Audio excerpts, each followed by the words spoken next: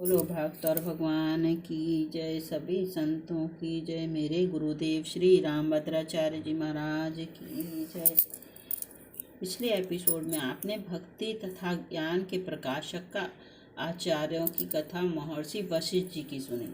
अब आप श्री कर्दम जी की कथा सुनेंगे। बोलो कर्दम जी महाराज की जय। छायः कर्दमो यज्ञ अर्थात ब्रह्मा जी की छाया से श्री कर्दम जी उत्पन्न हुए।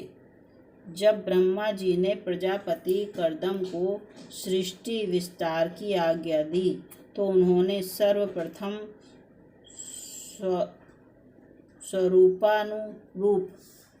स्वरूपानुरूप धर्म पत्नी की प्राप्ति के लिए सरस्वती नदी के तट पर बिंदु सरोवर तीर्थ में 10,000 वर्षों तक तपस्या के द्वारा शरणागत वरदायक श्री हरि की आराधना की। भगवान ने प्रसन्न होकर उन्हें दर्शन दिया। प्रभु की परम मनोहर मूर्ति का दर्शन कर कर्दम जी को बड़ा हर्ष हुआ। उन्होंने सानंद साष्टांग दंडवत प्रणाम कर प्रेम प्रबल चित्त से हाथ जोड़कर अत्यंत सुमधुर वाणी से भगवान की स्तुति की। भगवान ने कहा, जिसके लिए तुमने आत्म संयम आदि के द्वारा मेरी आराधना की है, तुम्हारे हृदय के उस भाव को जानकर मैंने पहले से ही उसकी व्यवस्था कर दी है। परम यशस्वी सार्वभौम सम्राट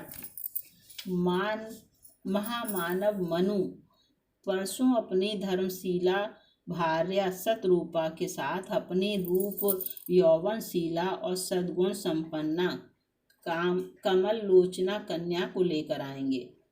प्रजापति, वह सर्वथा आपके स्वरूपानुरूप है। मनुजी, वह कन्या आपको अर्पण करेंगे।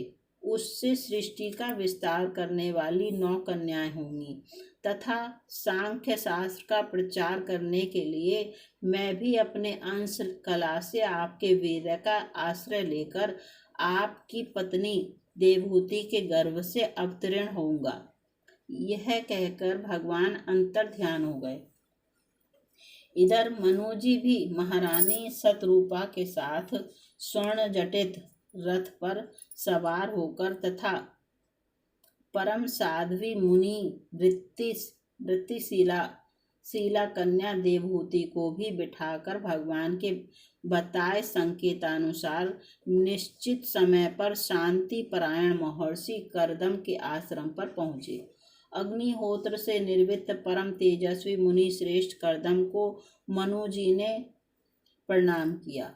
श्री कर्दम जी ने आशीर्वाद देते हुए यथोचित आतिथ्य सत्कार किया और आगमन का कारण पूछा।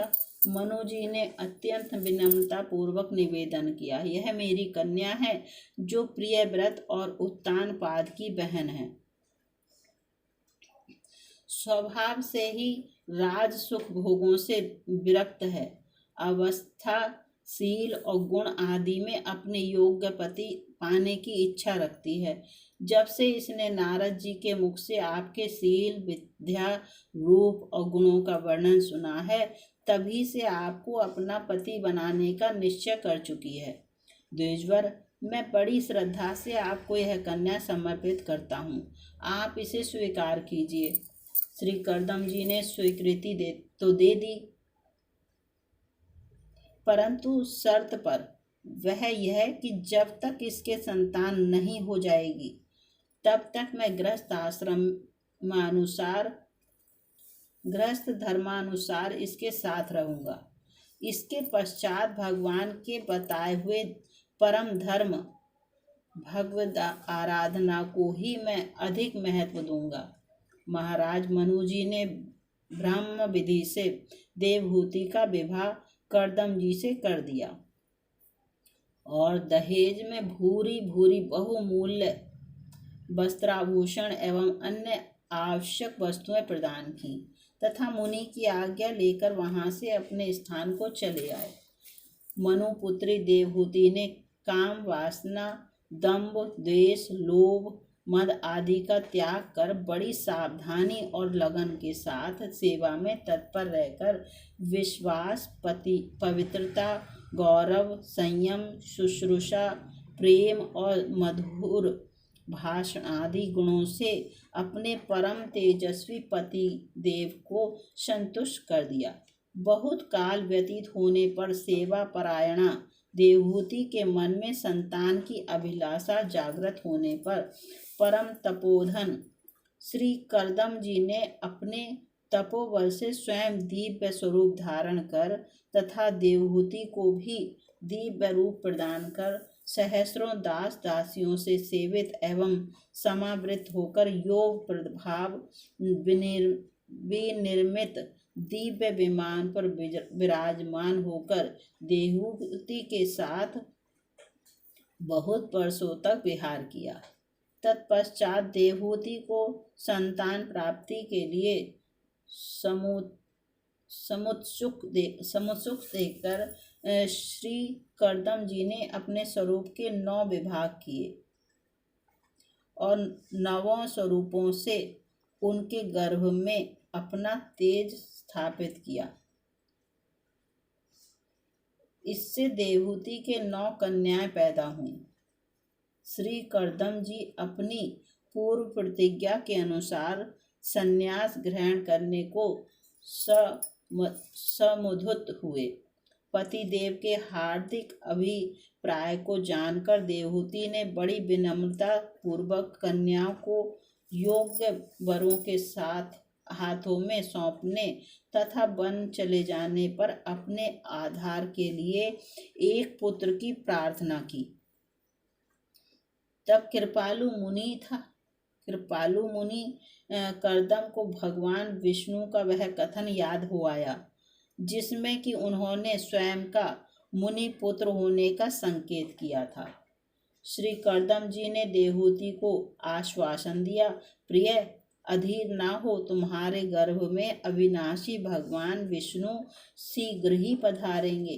अब तुम संयम, नियम, दान और तप आदि के द्वारा श्रद्धा पूर्वक भगवान का आराधन करो।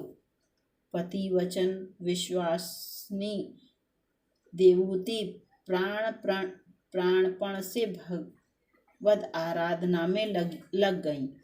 इधर करदम जी ने श्री ब्रह्मा जी के आदेशानुसार अपनी कला नाम की कन्या मरीचि को, अनुसुईया अत्रि को, श्रद्धा अंगिरा को, हविभूर्व पुलस्त्य को, गति पुलहा को, क्रिया क्रतु को, ख्याति भृगु को, अरुंधति वशिष्ठ को और शांति अथर्वा को समर्पित की। ये ऋषि लोग श्री करदम जी की आज्ञा लेकर अति आनंद पूर्वक अपनी अपनी पत्नियों के साथ अपने अपने आश्रम को चले गए। इधर परम मंगल मुहूर्त आने पर साक्षात देवादिदेव भगवान विष्णु श्री करदम जी के वीर्य का आश्रय लेकर देवहूति के गर्भ से श्री कपिल रूप में प्रकट हुए। देवताओं ने दुदुम्बियां बजाईं, पुष्प वृष्टि की। ब्रह्मादिक ने ऋषि दंपति के सौभाग्य की सराहना करते हुए श्री कपिल भगवान की स्तुति की। श्री करदम जी ने पुनः पूर्व प्रतिज्ञा का स्मरण कर श्री कपिल भगवान की आज्ञा लेकर उनकी परिक्रमा की और प्रसन्नता पूर्वक वन को चले गए।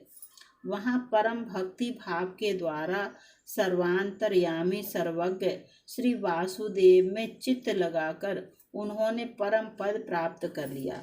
भगवान श्री कपिल देव भी माता देवहूति को तत्व ज्ञान का उपदेश देकर गंगा सागर संगम पर जाकर भजन में प्रवृत्त हो गए।